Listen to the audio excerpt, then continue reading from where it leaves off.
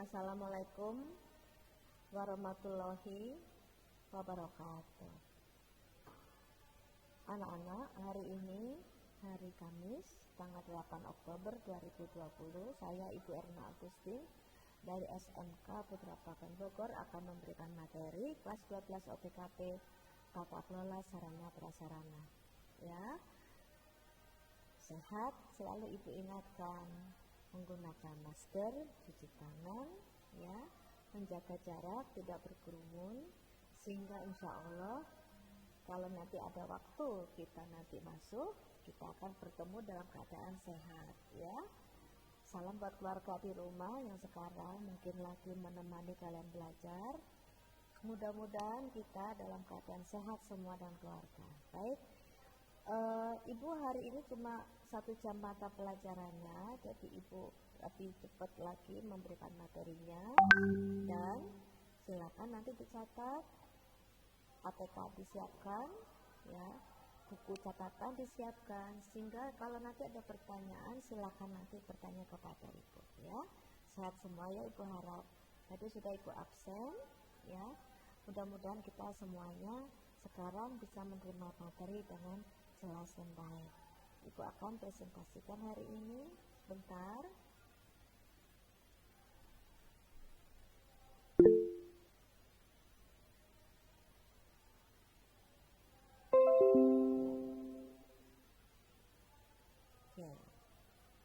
Oke nak, Ibu akan presentasikan sekarang sarana prasarana 12 OTKP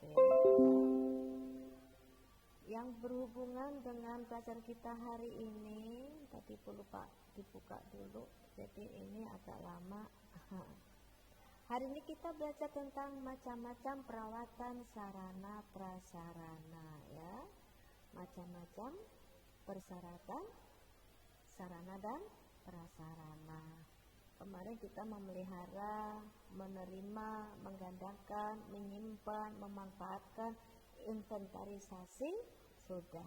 Nah sekarang tambahan tentang perawatan.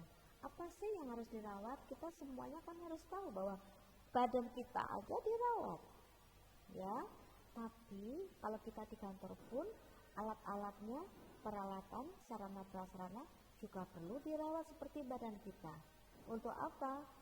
Satu sebenarnya, yaitu agar dapat dipergunakan dengan baik. Saat dibutuhkan, bisa dilakukan atau bisa digunakan, bisa dipakai. Jangan sampai kita peralatannya cuma satu, kita sayang-sayang, seperti motor lah. Motor tuh disayang-sayang, tiap hari dicuci, dielap, tiap hari dicuci, dielap, kinclong, bagus. Tapi lama-lama rusak itu motor. Kenapa? Ya itu tadi. Karena salah satu namanya motor itu harus digerakkan. Lupa kalian kalau motornya perlu dipanaskan setiap hari. Jadi mesinnya itu apa? Tidak rusak. Nah itu ya salah satunya. Sebenarnya kita punya, hanya kadang-kadang kita lupa bagaimana, atau kita tidak tahu bagaimana cara merawat. Badan kita aja sekarang pandemi COVID, cara merawatnya aja bingung. Ada yang tahu sih, tapi kadang-kadang menyepelekan. Contohnya apa? Ya tadi, misalnya di luar tidak menggunakan masker. Kan aku sehat Bu, masa saya harus menggunakan masker? Masker kan untuk yang sakit. Tuh, ya, nah, seperti itu ya. Nah, apa sih bentuk perawatannya? Kalau perawatan tubuh kita, badan kita tahu, tapi kalau di sini mesin, sarana prasarana di kantor apa? Salah satunya yaitu perawatan berjalan. Dilakukan ketika fasilitas dalam keadaan bekerja. Ini tadi kayak contohnya motor tadi. Harus diterapkan pada peralatan yang beroperasi terus dalam melayani kegiatan proses produksi. Contoh di pabrik, ya, di pabrik, di kantor itu pasti ada alat yang tidak berhenti. Contohnya kita di sini di sekolah itu ada kayak misalnya ruang server, ruang komputer. Ruang server itu tidak boleh mati listriknya dan dalam keadaan dingin, jadi AC-nya tidak boleh mati. Kalau mati maka harus ada genset. Kenapa? Pokoknya nggak boleh nanti begitu nanti panas itu bisa rusak. Nah itu kita harus merawat seperti itu. Berarti kabel-kabel segala hubungan yang dengan AC harus dijaga dengan benar, harus dicek hasilnya hari ini sesuai dengan kondisinya, suhu ini enggak, kan suhunya mungkin ditetapkan ya. Terus AC-nya juga harus dibersihkan, listriknya harus dicek. Nah itu apa? Itu namanya perawatan. Karena apa? Harus terus menerus. Namanya mesin itu seperti jantung kita, tidak berhenti berdetak. Kalau berhenti berdetak berarti orang itu meninggal. Demikian juga pabrik, ya. Oleh karena itu ada perawatan. Kalau salah satu kantor yang saya tahu dari keluarga saya pernah punya teman yang cerita, keluarga saya juga ada yang cerita, bahwa di kantornya itu ada kadang mesin itu ada yang dimatikan dalam satu hari, satu minggu, di mana kayak orang bilang tuh membersihkan mesin-mesin. Nah, waktu membersihkan mesin-mesin bukan kantor tutup, wah enak banget ya kantor tutup. Tetapi kantor itu turun mesin itu semua orang bekerja untuk membersihkan. Semua, sehingga apa? Begitu nanti mungkin 5 bulan, 4 bulan, 1 tahun itu mesin bekerja, ya, atau 6 bulan bekerja, itu ada waktunya jeda di mana dia istirahat mungkin seminggu untuk dibersihkan. Tapi juga ada alat yang tidak boleh berhenti, tergantung pabriknya atau kantornya, yaitu ya perawatan berjalan. Ada perawatan setelah terjadi kerusakan, breakdown maintenance, ya. Yaitu dilakukan setelah terjadi kerusakan. Makanya saat kita perlu merawat adanya kerusakan itu harus sediakan suku cadang, spare part suku cadang. Ada materialnya, mana sih yang harus disiapkan, alat-alatnya. Sehingga kalau misalnya fotokopi kita punya, saat kita lagi fotokopi tiba-tiba mati, misalnya rusak, kita harus tahu yang dilihat pertama apa dulu. Sama seperti kita naik motor, begitu naik motor kita tiba-tiba berhenti, apa itu? Mungkin dicek pertama mungkin bensinnya, bensinnya ada, mungkin businya, segala macam rem atau segala macam mesin-mesinnya. Nah itu, makanya kita punya barang harus tahu cara menggunakan, sehingga kalau suatu saat barang itu rusak, itu kita tahu bagaimana kita membuat jadi tidak rusak atau bagus lagi, gitu ya. Terus selanjutnya di sini perawatan preventif, yaitu tujuannya untuk mencegah terjadi kerusakan, jadi jangan sampai rusak, ya. Makanya tadi inspeksi, dicek. Kamar mandi itu perlu dicek tiap hari, ada tabelnya. Cek kamar mandi Bu Erna hari ini pukul 7 pagi ya, mungkin pukul 5. Cek, air ada, keran gak mati, kamar mandi bersih, lampu menyala, misalnya itu. Nanti dicek lagi pukul 9, sudah dibersihkan yang kedua, dan seterusnya. Jadi kamar mandi kayak di mall, di kantor, itu dibersihkannya sehari berapa kali? Ya minimal 3 kali, pagi sebelum digunakan, siang setelah orang-orang istirahat, mestinya malam setelah orang-orang pulang, misalnya itu minimal.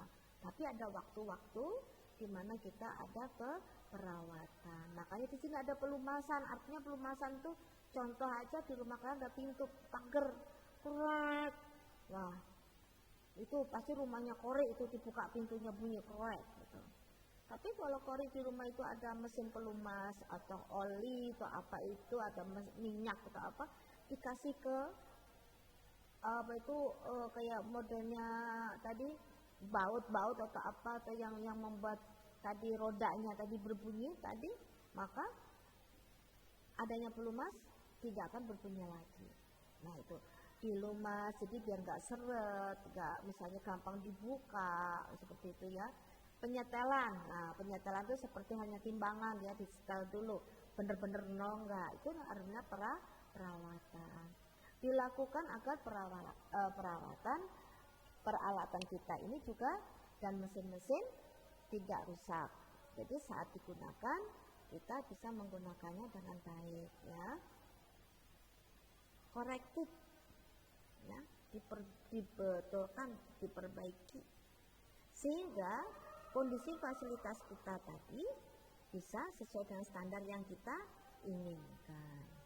Ya. Ada prediktif, ya, kira-kira nanti rusaknya ini biasanya ada di sini, makanya kita tahu ini.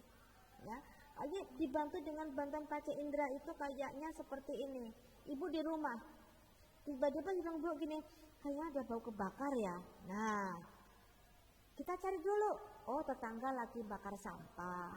Jangan sampai punten aja di rumah ada kebakaran tapi kita nggak tahu. Makanya kadang-kadang panca indera kita, misalnya mata, hidung itu bisa digunakan untuk tadi perawatan. Ya, bau tadi. Terus mata apa? Begitu ngeliatin misalnya, kok ini lihat posisinya kayaknya nggak bagus deh, kayak kiri yang kanan kok beda. Nah, itu bisa menggunakan seperti itu. Ya. Atau di sini juga alat monitor yang canggih, apa alatnya, mesinnya. Sekarang zamannya digital, kita ada mesin-mesin yang kayak seperti naik pesawat itu ya, kokpit itu ada warna-warna sehingga kalau ininya misalnya rodanya belum turun, ininya masih nyala. Kalau misalnya motor kita aja juga, listrik kita di rumah juga gitu kan, kedip.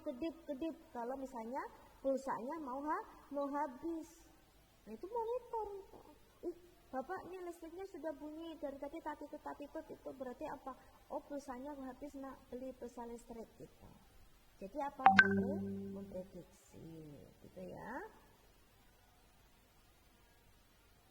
Ya, oke.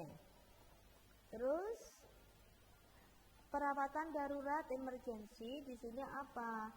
Harus segera dilakukan perbaikan jika peralatan kita rusak ya. Namanya juga darurat, kita nggak menyangka. Kalian naik motor ya, Lulu naik motor, tiba-tiba kok apa banyak kempes. Ternyata setelah dilihat kena paku. Nah itu kan kita tidak pernah tahu bahwa di depan ada paku karena kan pakunya kecil ya. Jadi ini perawatan darurat ya. Terus di sini prakteknya, yaitu di sini kita contohnya tuh ATK. ATK itu alat tulis kantor. Jadi bolpen, buku, kertas, macam-macam kertas itu harus disimpan dengan baik. Masih ingat peralatan untuk kearsipan? Ada tray ya, tempat itu apa? Tempat untuk menyimpan kertas, misalnya alat-alat kantor juga yang lain.